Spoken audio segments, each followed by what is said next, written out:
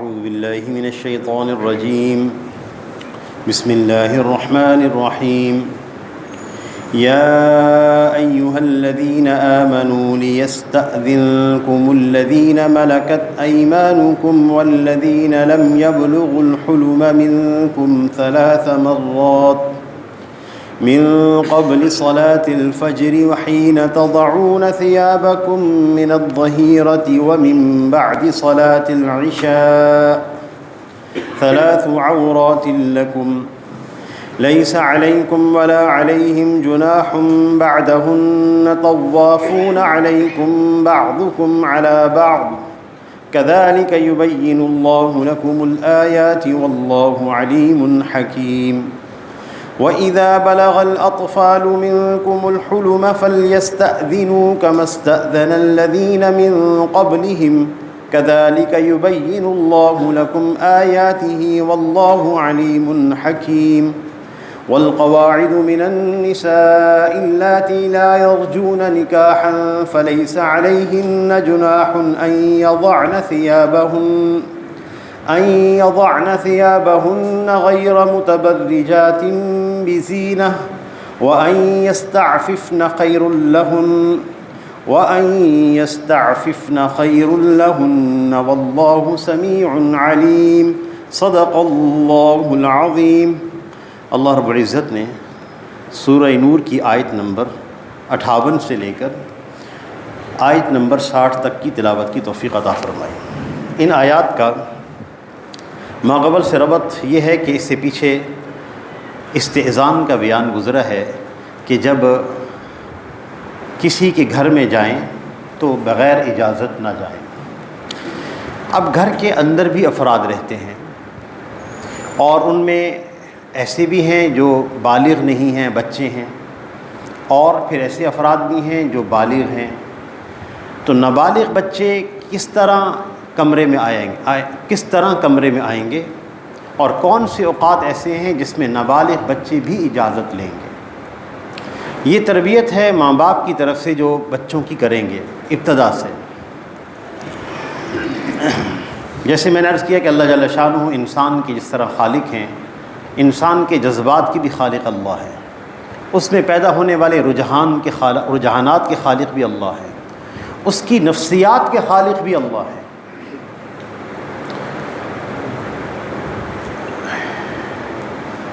وہ بچہ جو ابھی بالغ نہیں ہوا اور پھر وہ ایسے مناظر دیکھے جو اس کی شعور سے، اس کی نفسیات سے بالکل ہٹ کے ہیں، اللہ اکبر، اس بچے کی نفسیات کا یا اس کا ذہنی اعتبار سے ایسا ناقابل تلافی نقصان ہوتا ہے جس کی تلافی نہیں ہو سکتی۔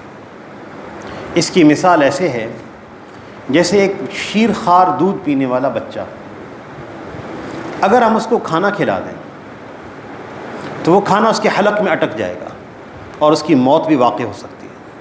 بالکل اسی طرح وہ بچہ جس نے وہ چیزیں دیکھ لیں بلوغت سے قبل، اس کے ذہنی اعتبار سے، نفسیاتی اعتبار سے ناقابل تلافی نقصان ہو گیا، یوں سمجھیں کہ اس کی موت ہو گئی اخلاقی اعتبار سے۔ یہ بچہ، اس کی تربیت کیسے ہو پائے گی؟ کون تربیت کرے گا؟ کون سنبھالے گا؟ ہمیں کتنا حساس ہونا ہے، کتنا ہمیں جو ہے وہ چکنا ہونا ہے۔ ہم ایک عجیب دور میں داخل ہو چکے ہیں، ہمیں کتنا چکنا ہونا ہے۔ ہم امریکہ میں تھے تو وہاں مسجد میں بعض بچے آتے تھے تو جن کو رنگ ان کو پہنایا ہوتا تھا ہاتھ میں یا پاؤں میں، وہ اصل میں ایک ٹریکر ہوتا تھا جو بچے کو ٹریک کرتے تھے کہ یہ کہاں جا رہا ہے، اور وہ گورنمنٹ کی طرف سے ٹریکر پہنایا گیا ہوتا تھا کیونکہ وہ بچے مجرم ہوتے تھے، ملزم نہیں، مجرم۔ بسا اوقات ٹین ایج سے کم ہوتے تھے، تو لیکن جرم ایسا کیا ہوتا تھا کہ ہم تصور بھی نہیں کر سکتے کہ انسان ایسے جرائم بھی کر سکتا ہے۔ اس کا سبب صرف وہ سوشل میڈیا اور میڈیا کا غلط استعمال اور وہاں کا ماحول.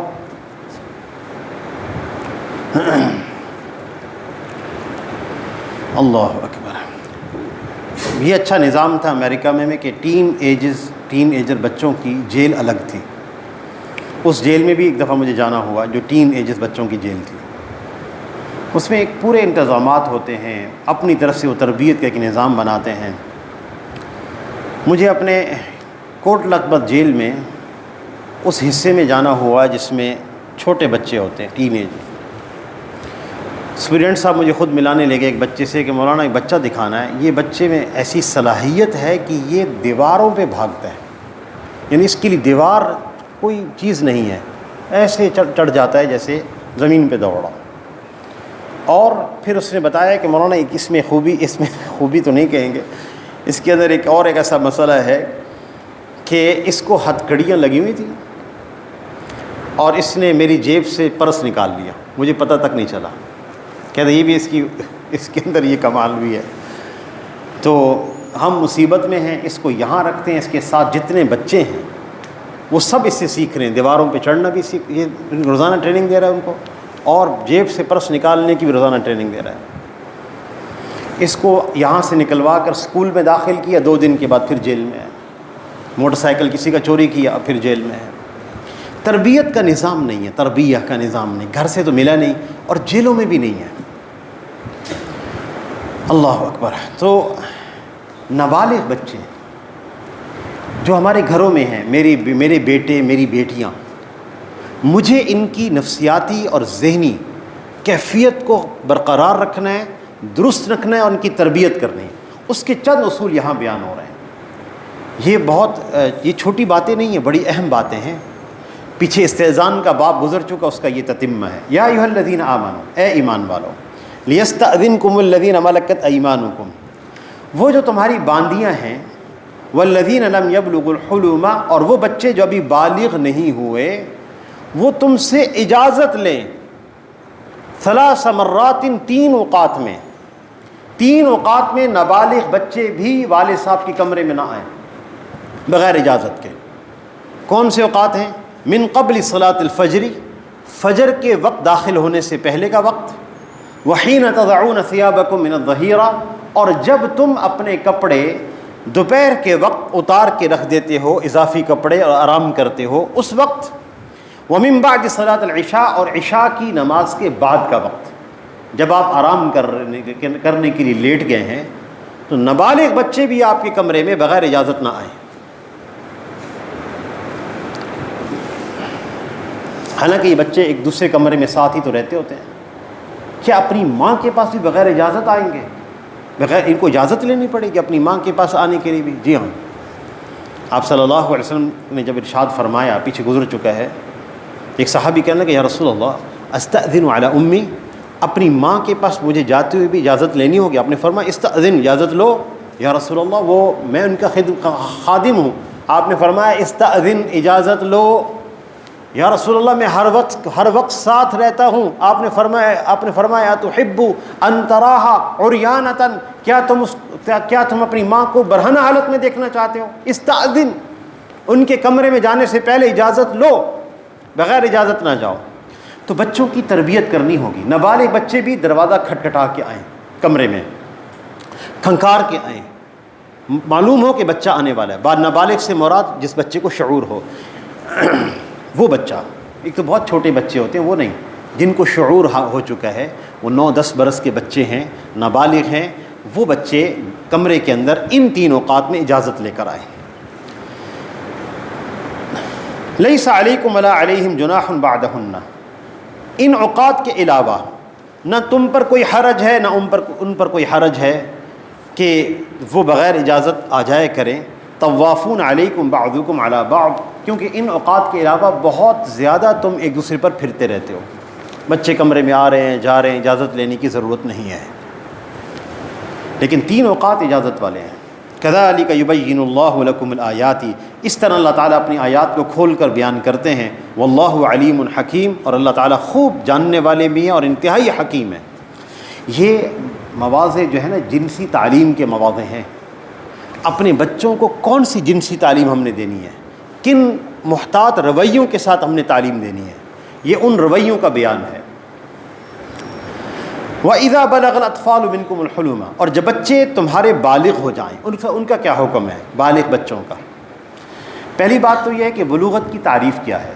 ایک لڑکا یا ایک لڑکی کب بالغ ہوتے ہیں؟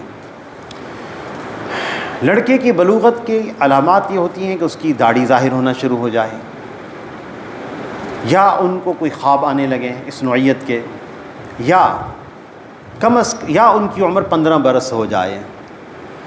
15 برس سے بڑا کوئی لڑکا لڑکی نابالغ نہیں کہلاتے، چاہے کوئی علامت ظاہر نہ ہوئی ہو. جب بچے بالغ ہونے لگیں، جب بچیاں بالغ ہونے لگیں، تو اس لڑکے سے اس کے باپ کا تعلق ہونا چاہیے. اس بچے کو کوئی غیر سمجھاتا پھرے یا باپ سمجھائے، غیر کو سمجھائے. اس کو کون سا دوست اس کو تعلیم دے سکے گا؟ دوست کے پاس کون سی تعلیم ہے؟ اس بچے سے اتنا تعلق ہو، مجھے اپنے بیٹے سے اتنا تعلق ہو کہ میں اس کو کچھ بنیادی باتیں سمجھا سکوں کہ غسل فرض ہوتا ہے، غسل فرض کرنا ضروری، غسل فرض جب غسل فرض ہو جائے تو غسل کرنا ضروری ہوتا ہے بیٹا. اس کے تو محتاط اندازے سے، محتاط طریقے سے، محتاط الفاظ کے ساتھ ہم اپنے بچوں کو خود سمجھائیں. ماں اپنی بیٹی کو خود سمجھائے. لڑکی کی بلوغت کی علامات میں سے ایک علامت مینسس بھی ہوتے ہیں، حیض کا آنا بھی ہوتا ہے، اور پھر اس کے علاوہ بھی کچھ علامات ہیں، اور اور پھر زیادہ سے زیادہ 15 سال سے بڑی کوئی لڑکی نہ بالغہ نہیں ہو سکتی. ماں خود تربیت کرے، ماں خود سمجھائے، سہیلیوں کے حوالے نہ کرے کہ وہ اس کو سمجھاتی پھرے، ماں سمجھائے. یہ ہماری شریعت کی حدود ہیں. یہ فَلْيَسْتَأْذِنُوا، لڑکے جب بالغ ہو جائیں، لڑکیاں بالغ ہو جائیں، فَلْيَسْتَأْذِنُوا كَمَا اسْتَأْذَنَ الَّذِينَ مِنْ قَبْلِهِمْ، تو یہ اجازت لیں جیسے ان سے پہلے والے اجازت لیتے ہیں. جیسے پہلے گزرا ہے کہ بالغ لڑکے لڑکیاں گھر کے بڑے افراد کسی کے کمرے میں بغیر اجازت نہ جائیں. بڑی بہن کے کمرے میں بغیر اجازت میرا بیٹا داخل نہیں ہونا چاہیے، اور بڑے بیٹے کے کمرے میں کوئی بندہ بغیر اجازت داخل نہ ہو. یعنی اس طرح گھر کے اندر تربیت کا ماحول بنانا ہوگا. واللہ علیم حکیم، اور اللہ تعالیٰ جاننے والے بھی ہیں اور حکمت والے بھی ہیں. سارا نظام حکمت کے عین مطابق ہے. یہ بڑے خیر کے ابواب ہیں، بڑے خیر کے ابواب. اتنی باریک باتیں اللہ نے معاشرت کی بیان فرمائی ہیں.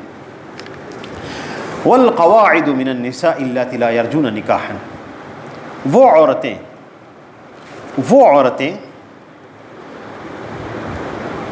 جو بڑی عمر کی بوڑھی عورتیں ہیں. قواعد کا محاورتاً قواعد کو لغوی معنی بیٹھنے والے، محاورتاً ترجمہ کریں گے بڑی عمر کی بوڑھی عورتیں. کون سی؟ لا یرجون نکاحا، جن کو اب نکاح کی امید نہیں رہی. کوئی ان سے نکاح کرے گا، کوئی ان کو اپنے نکاح میں لے گا. اتنی بڑی عمر کی عورتیں ہو گئیں. بڑی عمر کی عورت ہو، پھر بار بار پورا حجاب کرے، پھر پورا برقع کرے، اس کو مشکل پیش آتی ہے. بسا اوقات نظر جو ہے وہ کمزور ہو جاتی ہے، دیکھنے کے اعتبار سے مشکلات، اٹھنے بیٹھنے کے اعتبار سے مشکلات، کئی قسم کے کپڑے اوڑھ لیں اپنے اوپر تو ان کے لیے چلنا مشکل. ایسی عورتوں کے بارے میں حکم یہ ہے فَلَيْسَ عَلَيْهِنَّ جُنَاحٌ أَن يَضَعْنَ ثِيَابَهُنَّ، ان پر کوئی حرج نہیں ہے کہ اگر اپنے کپڑے الگ کر دیں، اتار دیں. مراد اضافی کپڑے یعنی چہرے کا حجاب اٹھا دیں، کوئی حرج کی بات نہیں. چہرہ کھول سکتی ہیں بڑی عمر کی عورت، لیکن غیر متبرجات بزینہ، لیکن زینت کی چیزوں کو ظاہر نہیں کر سکتی.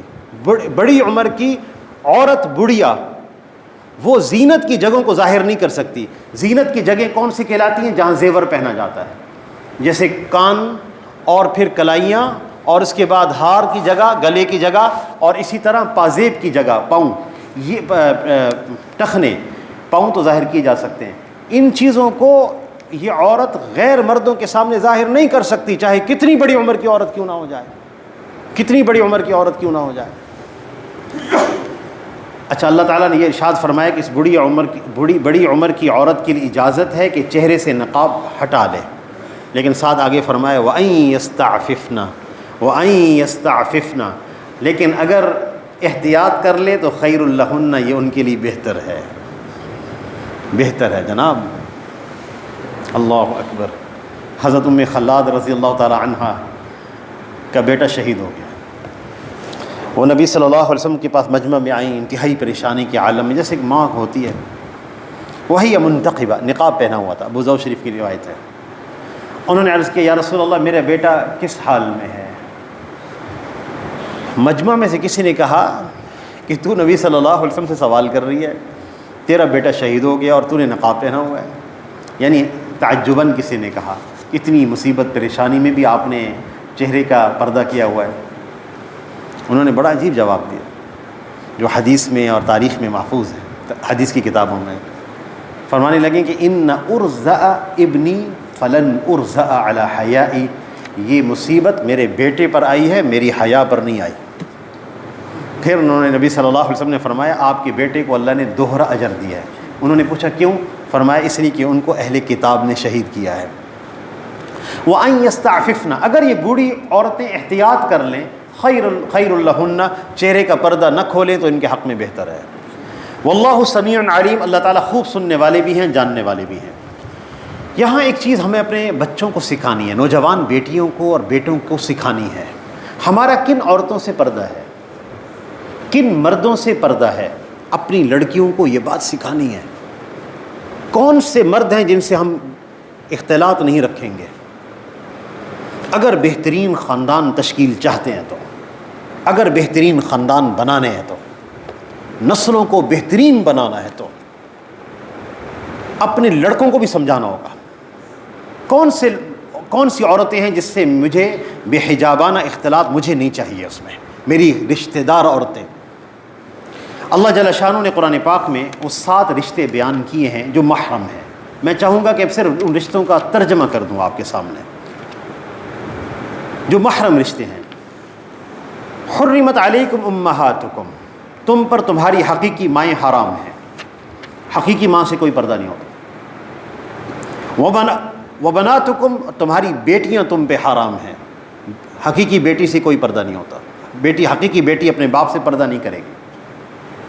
واخواتکم، تمہاری بہنیں تم پر حرام ہیں، یعنی بہن بھائی سے پردہ نہیں کرے گی۔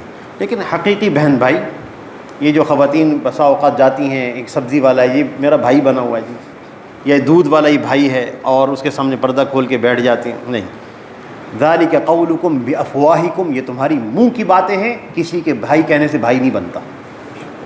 وعماتکم، اور تمہاری پھپھیاں تم پر حرام ہیں، لہذا پھپھی اپنے بھتیجے سے پردہ نہیں کرے گی، اس کے ساتھ حج پہ بھی جا سکتی ہے۔ عمۃ لغوی معنی میں چچی کو بھی کہتے ہیں، چچی غیر محرم ہے۔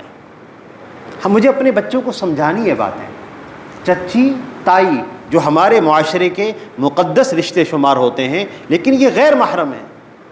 اللہ تعالیٰ نے ان کو محرم نہیں بنایا، میرے آپ کے کہنے سے محرم نہیں ہو سکتے، میرے آپ کے کہنے سے مقدس رشتے نہیں بن سکتے۔ یہ مجھے اپنے بچوں کو یہ باتیں سمجھانی ہیں، اپنی بیٹیوں کو بھی سمجھانی ہے۔ اور وخالاتکم، تمہاری خالائیں، یہ رشتہ بھی محرم ہے، خالہ اور جو ہے اس نواز، خالہ اور بھتیجے کا یا بھانجے کا، بھانجی بھانجے کا رشتہ محرم ہے۔ یہ خالہ اپنے بھانجے سے پردہ نہیں کریں گی۔ خالتن عربی میں ماموں کو بھی کہتے ہیں، ممانی کو بھی کہتے ہیں۔ خالن ماموں کو کہتے ہیں اور خالتن ممانی کو کہتے ہیں۔ ممانی محرم رشتہ نہیں ہے، غیر محرم ہے، غیر محرم ہے۔ کوئی ایسا موقع نہیں آنے چاہیے کہ مجھے اپنی ممانی کے ساتھ میں اکیلا کمرے میں بیٹھا ہوں، نہ، کبھی نہیں۔ مجھے اپنے بچوں کو یہ باتیں سمجھانی ہیں۔ جی ہمارے ہاں تو بہت مقدس احترام ہے، آپ کا احترام ایک طرف ہے، اللہ کا حکم ہے۔ وبنات الاخی، بھائی کی بیٹیاں، بھتیجیاں محرم رشتہ ہے۔ وبنات الاختی، بہن کی بیٹیاں محرم رشتہ ہے۔ وامہاتکم اللاتی ارضعنکم، اور وہ مائیں جنہوں نے تمہیں دودھ پلایا، رضاعی رشتہ۔ واخواتکم من الرضاعہ، اور وہ تمہاری رضائی بہنیں۔ آپ صلی اللہ علیہ وسلم نے اپنی رضائی بہن کا بھی بڑا اکرام کیا، شیمہ، حضرت حلیمہ سعدیہ کی بیٹی حضرت شیمہ تشریف لائیں، قیدی بن کر آئی تھی کسی جنگ میں۔ آپ صلی اللہ علیہ وسلم نے ان کو آزاد کیا اور اپنی بہن کا بڑا اکرام فرمایا، اور انہوں نے کلمہ پڑھا۔ جب وہ جانے لگیں تو آپ صلی اللہ علیہ وسلم نے بہت ہدایہ دیے، اور تاریخی کتابوں میں آتا ہے کہ جب اونٹ پہ سوار ہونے لگیں تو آپ صلی اللہ علیہ وسلم اونٹ کے پاس ایسے بیٹھے، ایسے، تاکہ وہ ان کے یہاں پیر رکھ کر اونٹ پہ سوار ہو جائیں تو لیکن انہوں نے انکار کر دیا، نہیں پیر رکھا نبی صلی اللہ علیہ وسلم پر کہ آپ رسول ہیں صلی اللہ علیہ وسلم۔ وَأُمَّهَاتُ نِسَائِكُمْ، اور تمہاری بیویوں کی مائیں، ساس یعنی محرم رشتہ ہے۔ وَرَبَائِبُكُمُ اللَّاتِي فِي حُجُورِكُمْ مِن نِّسَائِكُمُ اللَّاتِي دَخَلْتُم بِهِنَّ، ربیبہ لڑکی یعنی ایک عورت سے شادی ہوئی جس کی پہلے سے شادی ہوئی تھی اور اس کے پاس ایک بچی بھی تھی، تو وہ بچی پچھلے شوہر سے لے کر آئی ہے، وہ بچی ربیبہ کہلاتی ہے، وہ بچی بھی محرم ہے، یعنی ستیلا باپ ہے اس کے لیے بچی محرم ہے۔ وَحَلَائِلُ أَبْنَائِكُمْ، اور تمہارے بیٹوں کی بیویاں یعنی بہو محرم رشتہ ہے، بہو اور سسر یہ اس کے درمیان پردہ نہیں ہے۔ الذین من اصلابکم، وہ لڑکے جو تمہارے حقیقی ہیں ان کی بیویاں محرم رشتہ ہے۔ وَأَن تَجْمَعُوا بَيْنَ الْأُخْتَيْنِ إِلَّا مَا قَدْ سَلَفَ، اور دو بہنوں کو جمع کرنا یہ بھی حرام ہے ایک نکاح میں، پہلے ایسا ہوتا تھا، إِلَّا مَا قَدْ سَلَفَ، جو پہلے ہو گیا ہو گیا۔ ان اللہ کان غفور الرحیم، اللہ تعالیٰ بخشنے والا ہے، مہربان ہے۔ یہاں پہ ایک اور رشتہ ہے حمون، حمون یعنی دیور۔ نبی صلی اللہ علیہ وسلم سے ان رشتوں کے بارے میں جب تذکرہ ہوا، یہ 7 رشتے ہیں جو محرم ہیں، اس کے علاوہ سب رشتے غیر محرم ہیں۔ حمون کے بارے میں، دیور کے بارے میں پوچھا گیا، دیور یا رسول اللہ دیور کیا ہے؟ آپ نے فرمایا الحم الموت، دیور موت ہے۔ جس طرح موت سے ناقابل تلافی نقصان پہنچتا ہے، ایسے ہی دیور سے ناقابل تلافی نقصان پہنچے گا۔ اپنی بیٹیوں کی تربیت کرنی ہے، دیور سے گفتگو نہیں کرنی زیادہ۔ دیور گھر میں ہے، نکالتے ہیں دیور کو، ایسا تو نہیں ہوتا نا، نہیں ان کو بھی نکالو، ہم نے پردہ کرنا ہے۔ بھائی آپ اپنے کمرے میں پردے کے ساتھ رہیں، آپ اپنے کمرے میں پردے کے ساتھ رہیں، کچن میں آئیں تو پردہ کر کے آ جائیں، نہیں الگ گھر چاہیے، نہیں یہ بات نہیں، الگ گھر کس لیے، الگ کمرہ دے دیے کافی ہے، کمرے میں کچن میں آئیں پردے کے ساتھ آ جائیں۔ دیور سے اختلاط نہیں رکھنا، یہ بیٹیوں کی تربیت کرنی ہے۔ ضروری بات چیت کے علاوہ زیادہ بات چیت نہیں کرنی۔ اب لطیفے بھی سنا رہے ہیں، ہنس بھی رہے ہیں، باتیں بھی ہو رہی ہیں، کچن میں اکیلی ہیں، دیور بھی آ گیا، دیور کو نہیں آنا چاہیے کچن میں۔ یہ وہ مسائل ہیں جس سے ناقابل تلافی نقصان پہنچے گا۔ مجھے اپنے بچوں کو اور بچیوں کو ابھی سے ان کے ذہنوں میں ان رشتوں کو پختہ کرنا ہے اور ان کی نگرانی کرنی ہے۔ اگر ہم بہترین خاندان چاہتے ہیں کہ وجود پائیں، حیا والے خاندان وجود پائیں، ہمیں اپنے بچوں کو یہ باتیں سمجھانی ہوں گی۔ اللہ تعالیٰ سے دعا ہے کہ اللہ ہم سب کو عمل کی توفیق عطا فرمائے۔ وآخر دعوانا ان الحمد للہ رب العالمین۔